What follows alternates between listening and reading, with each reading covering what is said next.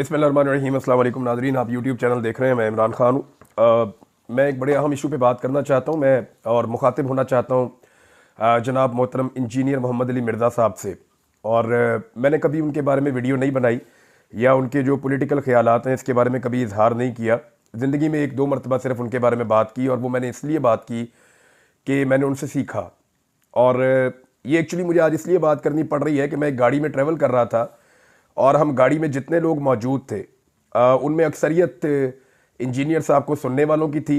और अचानक उनका एक क्लिप जो है वो चल गया, और उनका जो क्लिप है उसके अंदर कुछ पॉलिटिकल बातें थी। वो बातें सुनने के बाद मुझे ऐसा लगा कि इसके ऊपर मुझे ज़रूर बात करनी चाहिए और इंजीनियर साहब को कुछ चीज़ों के हक़ाइक़ बताने चाहिए। देखिए, मैं पहले तो ये आपको बता दूं कि मैं उनका फॉलोअर रहा हूं और मैं उनको सुनता रहा हूं। मैंने जब बाकायदा नमाज़ पढ़ना शुरू की आज से कई साल पहले, तो उस वक्त मैं इंजीनियर मोहम्मद अली मिर्ज़ा साहब को, दीगर कुछ और उलमा इकराम को और मौलाना तारिक जमील साहब को मैं बड़ी बाकायदगी से सुनता था। और मैंने इन सब लोगों से, उलमा इकराम से कुछ ना कुछ सीखा, लिहाजा इन सब का बड़ा एहतराम मेरे दिल के अंदर मौजूद है। लेकिन गुज़िश्ता कुछ अरसे से मैं इंजीनियर साहब के अंदर कुछ चीज़ों की तब्दीली देख रहा हूँ और लगातार देख रहा हूँ। अब मेरे बारे में भी उन्होंने दो चार बातें की, और दो तीन बातें ऐसी थी मेरे बारे में जहां मुझे लगा कि शायद उन्होंने जो अल्फाज इस्तेमाल किए या जो फैक्ट उन्होंने बयान किया वो वैसे नहीं है। लेकिन मैंने फिर भी मैंने कहा कोई बात नहीं, खैर है, मैंने उनसे क्योंकि सीखा है तो एक एहतराम है। अगर उनके बयान करने में कोई चीज़ मेरे हवाले से गलत भी बयान हो गई है तो भी मैंने कहा कोई बात नहीं, उन्हें बोलने दीजिए, मैंने कभी जवाब नहीं दिया। लेकिन आज जो उन्होंने किया, उन्होंने पूरे के पूरे एक पाकिस्तान की आवाम के एक बड़े हिस्से के ऊपर उन्होंने एक बहुत बड़ा एलिगेशन लगा दिया इंजीनियर साहब ने। तो मुझे लगता है कि ये चीज़ें उनके सामने रखनी पड़ेंगी। एक फील्ड उनकी है जहाँ पे उनके पास नॉलेज है, वहाँ हम उन्हें चैलेंज नहीं करते। लेकिन ये जो मिलिट्री एस्टेब्लिशमेंट की फील्ड है या पाकिस्तान की सियादत में एस्टेब्लिशमेंट की मुदाखलत की फील्ड है, यहाँ पे बयानात देना तो बड़ा आसान है, लेकिन इसको इन डेप्थ जानना बहुत मुश्किल है। मैं क्योंकि मिलिट्री एस्टेब्लिशमेंट को बहुत अच्छे तरीके से जानता हूँ और मैं बतौर जर्नलिस्ट काम करता रहा हूँ, इन लोगों के साथ राब्ते में कल भी था और आज भी अगर मुझे खबरें मिलेंगी तो राब्ते में रहूँगा। लेकिन ये जो इंजीनियर साहब का नॉलेज है ये बहुत महदूद है, और जो बातें उन्होंने की है ये इंतहाई ख़तरनाक है, ना सिर्फ पाकिस्तान के लिए बल्कि इंजीनियर साहब के लिए भी। वो इसलिए कि जो गाड़ी में लोग बैठे हुए थे, जो अक्सरियत इंजीनियर साहब को सुनने वाली थी, उन्हें मायूसी हुई ये स्टेटमेंट सुनने के बाद, और उन्होंने हैरत का इजहार किया कि ए की हो गया इंजीनियर साहब नू, या ये किस तरह की बातें कर रहे हैं, ये हम तो इन्हें सुनते हैं। तो इंजीनियर साहब अपनी हैसियत और अपनी जो वक़्त है या लोगों के दिल में जो उनका एहतराम है, एक और नुक्ता नज़र से उसको डैमेज कर रहे हैं बदकिस्मती से। तो नाज़रीन, शुरू करते हैं कि इंजीनियर साहब ने स्टेटमेंट क्या दिया। तो इंजीनियर साहब, आपने फरमाया कि ये डिजिटल दहशतगर्दी की आपने टर्म इस्तेमाल की और पाकिस्तान तहरीक इंसाफ के हवाले से आपने इस्तेमाल की कि ये डिजिटल दहशतगर्दी करते हैं। फिर आपने TTP से ज़्यादा पाकिस्तान तहरीक इंसाफ को कसूरवार करार दिया अपने स्टेटमेंट में। फिर आपने कहा कि एक जमात मुनज़्ज़म तरीके से पूरे इदारे को रगड़ा लगा रही है, तहरीक इंसाफ को आपने ये कहा कि, और ये कहा कि मुनज़्ज़म तरीके से कर रहे हैं। दूसरा आपने कहा कि पाकिस्तान का नज़रियाती कत्ल कर रहे हैं फ़ौज पर तनकीद करके, ये नज़रियाती दहशतगर्दी है, आपने ये भी करार दिया। फिर आपने कहा ये फ़ौज पर बतौर इदारा एक हमला हो रहा है, यानी पूरे इदारे के ऊपर ये अटैक है। फिर आपने इमरान खान साहब की करैक्टर असैसिनेशन करते हुए कहा कि इमरान खान का पता नहीं क्या माजी है और मुस्तकबिल पता नहीं क्या होना है, ये भी आपने कहा। फिर आपने फितना कत्ल से बड़ा जुर्म आपने कहा करार दिया, कुरान पाक में वाकई है। और आपने फिर पाकिस्तान तहरीक इंसाफ को और उनके लोगों को फितना करार दे दिया। अब इसके बाद आपने कहा कि ये सारी सियासी बातें करने के बाद आपने कहा कि हमारा ये प्लेटफॉर्म सियासी नहीं है, इसलिए मैं इस लेवल पर नहीं उतरता। यानी आप कुछ और भी बताना चाह रहे थे, क्योंकि आप ये कह रहे थे कि नून लीग और पीपल्स पार्टी से बदतरीन जमात आपने पाकिस्तान तहरीक इंसाफ को करार दिया। अच्छा जी, इसके बाद आपने कहा कि तलबा इनके हाथों गुमराह हो रहे हैं। हिटलर से आपने इमरान खान साहब को तशबीह दी, और फिर आपने ये भी क्लेम किया कि पाकिस्तान तहरीक इंसाफ के 4 टुकड़े हो चुके हैं और मज़ीद टुकड़े भी होंगे, ये आपने पेशन गोई की। इसके अलावा आपने कहा कि इमरान खान साहब माफ़ी मांगें। अब ज़रा ये जो आपका स्टेटमेंट है इंजीनियर साहब, इसकी मैं कुछ चीज़ें आपके सामने रख देता हूँ। नंबर 1, डिजिटल दहशतगर्दी, ये टर्म आपने कहाँ से सुनी? ये तो पाकिस्तान के army chief general Asim Munir साहब बोलते हैं, या ये टर्म जो है वो मरियम नवाज बोलती हैं, या ये टर्म जो है PMLN के लोग ज़्यादातर बोलते हैं। तो मुस्लिम लीग नून और मिलिट्री एस्टेब्लिशमेंट की जो टर्मिनोलॉजी है डिजिटल दहशतगर्दी जो उन्होंने पाकिस्तान तहरीक इंसाफ के खिलाफ मुतारफ करवाई थी, इसको आपने बड़ा क्लैरिटी के साथ ये कह दिया कि ये पाकिस्तान तहरीक इंसाफ है और ये डिजिटल दहशतगर्द हैं। आपने बयानिया अपनाया एक मखसूस सिमत का, जिनको 17 सीटें मिली हैं, जो इलेक्शन हार चुके हैं, PMLN और मिलिट्री एस्टेब्लिशमेंट। फिर आपने TTP से ज्यादा पाकिस्तान तहरीक इंसाफ को कसूरवार करार दे दिया।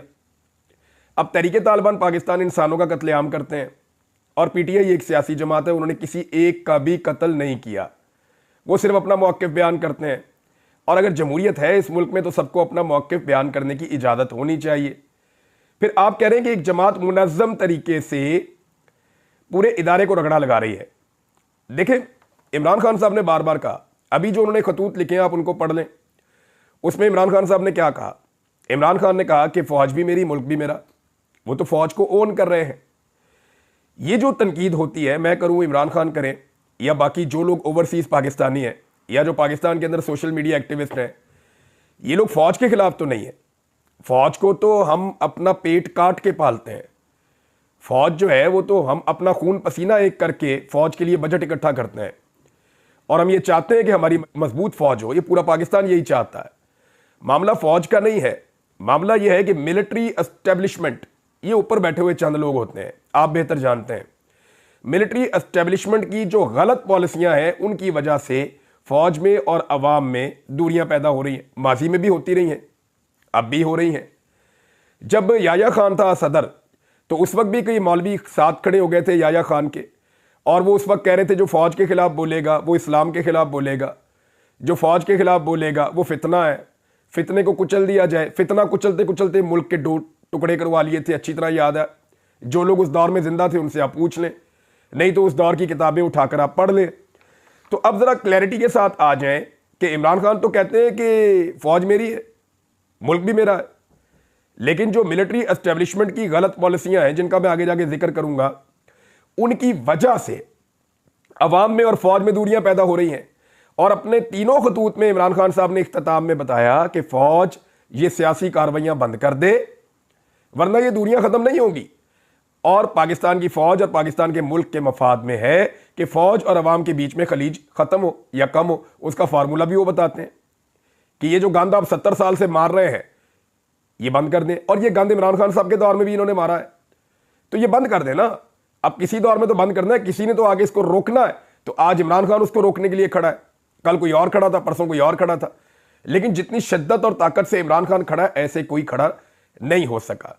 तो एक तो जो फ़ौज के ऊपर तनकीद, यानी पाकिस्तान का नजरियाती कत्ल हो रहा है, जो फ़ौज पे तनकीद हो रही है, अभी पाकिस्तान के कौन खिलाफ है खुदा न खास्ता, और फ़ौज के ऊपर तो तनकीद हो नहीं रही है। तो फ़ौज की जो एस्टेब्लिशमेंट है उनकी पॉलिसीज पे तनकीद हो रही है कि अपनी एक्सटेंशन के चक्कर में एक आर्मी चीफ पूरे मुल्क को यरगमाल बना देता है। और ये अब से नहीं हो रहा, हमेशा से हो रहा है।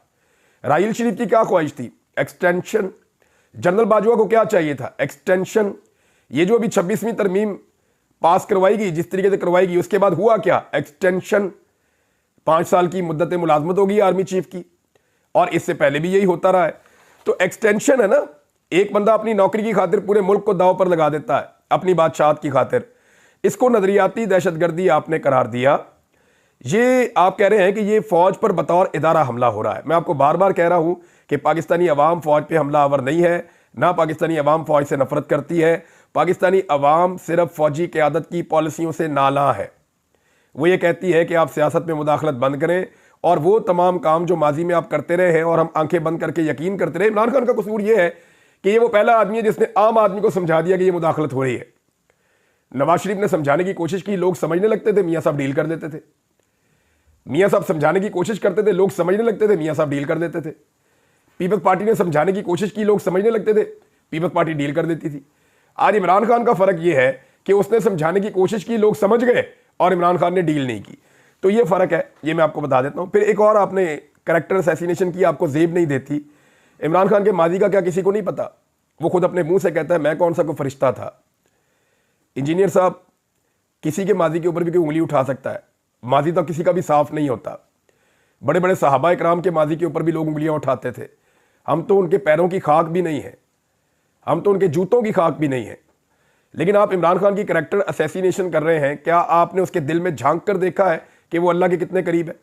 हो सकता है अल्लाह रब्बुल इज़्ज़त उसको आपसे ज़्यादा पसंद करता हो सकता है अल्लाह के नज़दीक उसके दर्जात आपसे ज़्यादा बुलंद हो, तो आप उसकी कैरेक्टर असैसिनेशन कर रहे हैं कि इसका माजी क्या था, इसका हाल क्या। आप फैसला करेंगे इंसानों के कैरेक्टर्स का, आप फैसला करेंगे कि कौन क्या है। कुछ फैसले रब पे छोड़ दीजिए, उसको ये फैसले करने दीजिए। आपने फैसला करना है तो इस बुनियाद पे करना है कि मेरे मुल्क के लिए कौन ठीक है। आपकी अपनी एक पॉलिटिकल राय हो सकती है, लेकिन आपने कहा कि फितना करार दिया पूरी तरीके इंसाफ को।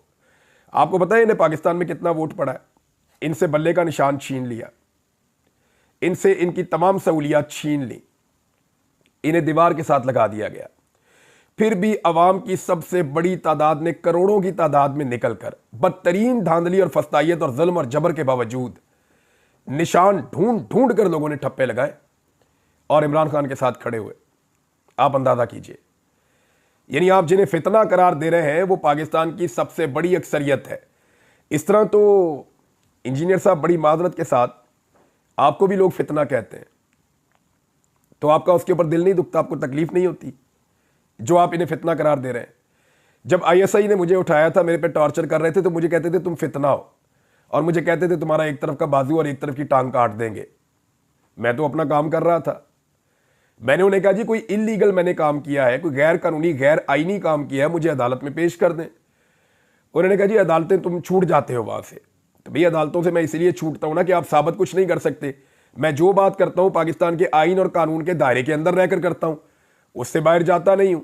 या तो आप आइन और कानून को बदल दें, या फिर जो मैं बात कर रहा हूं मुझे करने दें। जबरी तौर पे लापता करके फितना करार दिया गया था, और वही काम आज आपने किया पूरे पाकिस्तान की सबसे बड़ी सियासी जमात। यानी आप पाकिस्तान के 80% लोग आज इमरान खान के साथ हैं, 70-80% कम से कम इतने होंगे।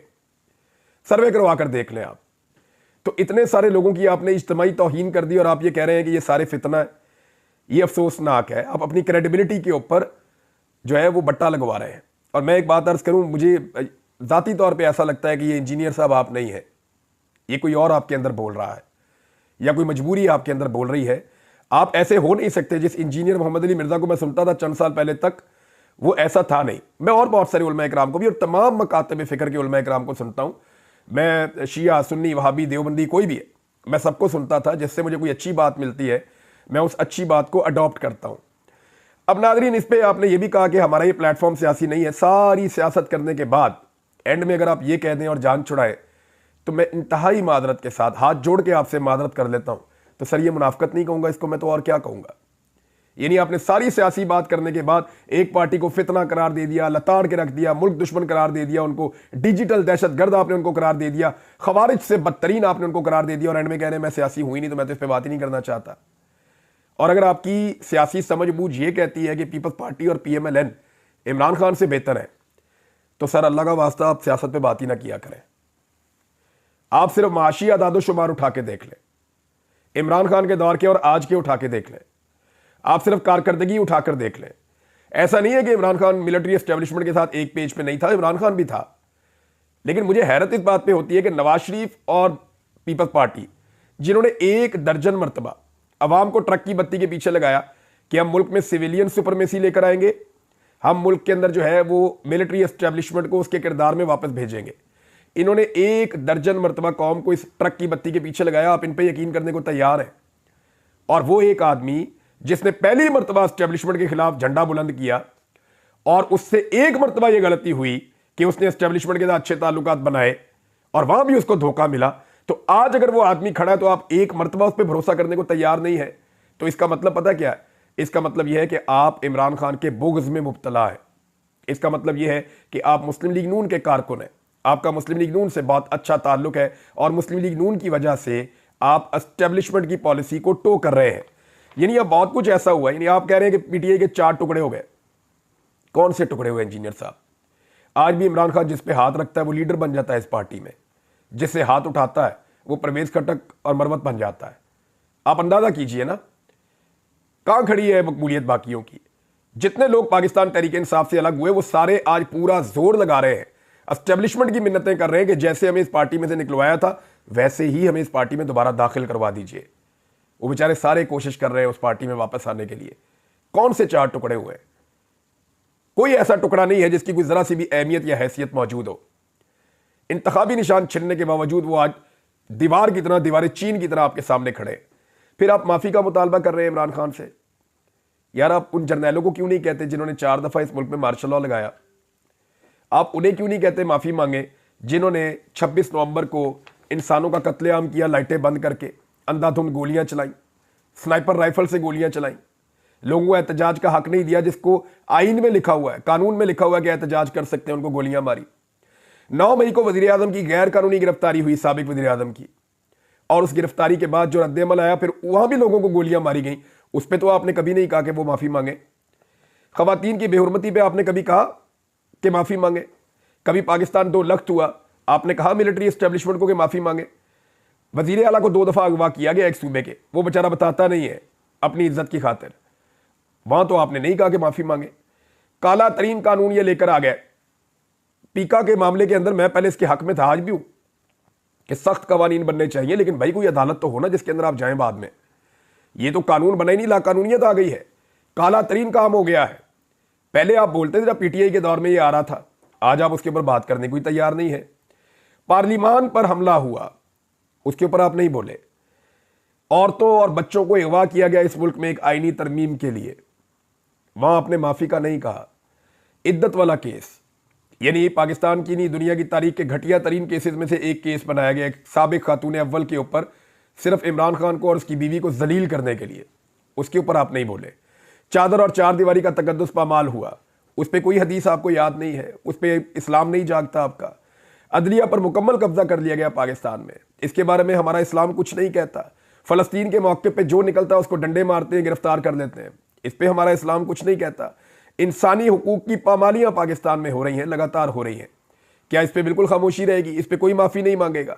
जबरी गुमशुदगियां हो रही है। मैं खुद जबरी तौर पे लापता रहा, मुझे आईएसआई उठाकर ले गई थी, ले जाके मेरे पे बदतरीन टॉर्चर किया उन्होंने। यही आर्मी चीफ थे जनरल आसिम मुनीर, इनके दौर में लोगों ने इनसे राब्ता भी किया था, और इन्होंने जो कुछ उन लोगों को कहा था वो भी एक वक्त आएगा मैं चीजें सामने रख दूंगा, मेरे पास बहुत सारी चीजें मौजूद हैं। लेकिन मामला यह है कि इनके ऊपर आप क्यों नहीं बोलते, इन पे आप क्यों नहीं आवाज उठाते? उनको बोले ना कि वो माफी मांगे। यानी सारा फितना एक तरफ ही है, यानी जिन लोगों को मार पड़ती है, रोजाना मार पड़ती है, वो जलील होते हैं, रुसवा होते हैं, उनकी प्रॉपर्टीज को तबाह कर दिया जाता है, उनके घर बार को तबाह कर दिया जाता है। यानी मुझे तो आज तक इंसाफ नहीं मिला। तो जिन लोगों के साथ इतनी ज्यादती हो, जब उसके रद्दे अमल के अंदर आवाज निकालें या एहतजाज करें, तो वो फितना हो गए।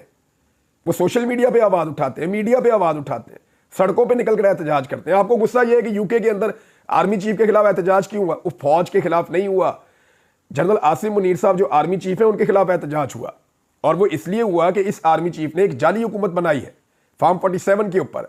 ना सिर्फ जाली हुकूमत बनाई है, बल्कि जाली हुकूमत बना के उसको जबरदस्ती चला भी रहे हैं, और पाकिस्तान में जुल्म, जबर और फस्तायत का बाजार गर्म किया हुआ है। पाकिस्तान में 2 मरतबा कत्लेआम किया है, इनके दौरे हुकूमत में ही हुआ है जब से ये आर्मी चीफ है, और तब से लेकर अब तक पाकिस्तान में इंसानी हकूक बिल्कुल नापैद हो चुके हैं।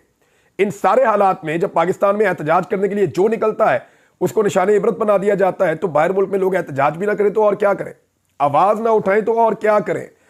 अब ओवरसीज पाकिस्तानियों के हवाले से भी आपकी तनकीद है।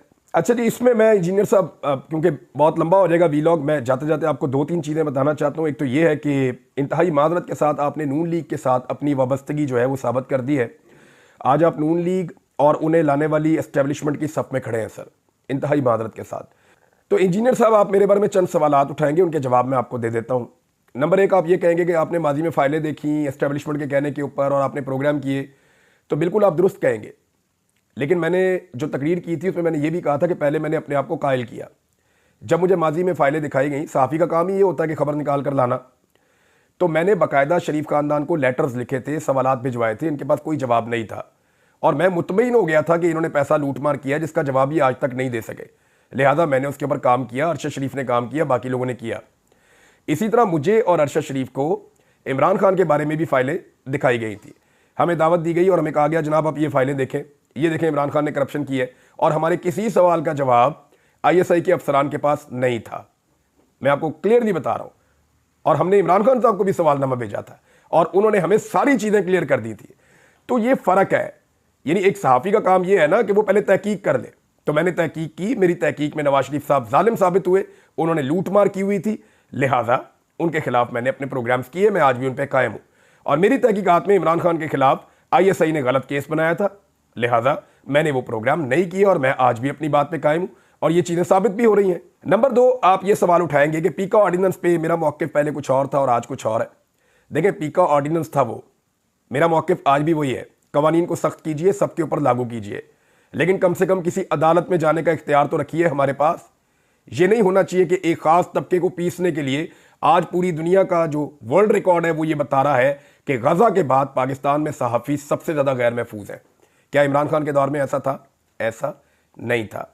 फिर आप एक और सवाल उठाएंगे कि माजी में एस्टेब्लिशमेंट के मौक़िफ़ पर मैं दुरुस्त समझता था, मेरा मौक़िफ़ क्या था? तो बिल्कुल ठीक बात है, इस पर मैंने कौम से माफ़ी मांगी है, बलोचों से भी माफ़ी मांगी है कि मेरी ये गलत फहमी थी कि एस्टेब्लिशमेंट पाकिस्तान की वफादार है। मुझे पता चला कि वो अपने ज़ाती मफादात की वफादार है और वो अपने मफादात को हमेशा पाकिस्तान के ऊपर मुकद्दम रखते हैं, जिसका नुकसान बार बार पाकिस्तान उठाता है। तो मैंने इस पर माफ़ी मांगी है, आपको भी मांगनी चाहिए। आप एक और सवाल उठाएंगे, मैंने अपने अगवाकारों के खिलाफ पाकिस्तान में कार्रवाई क्यों ना करवाई?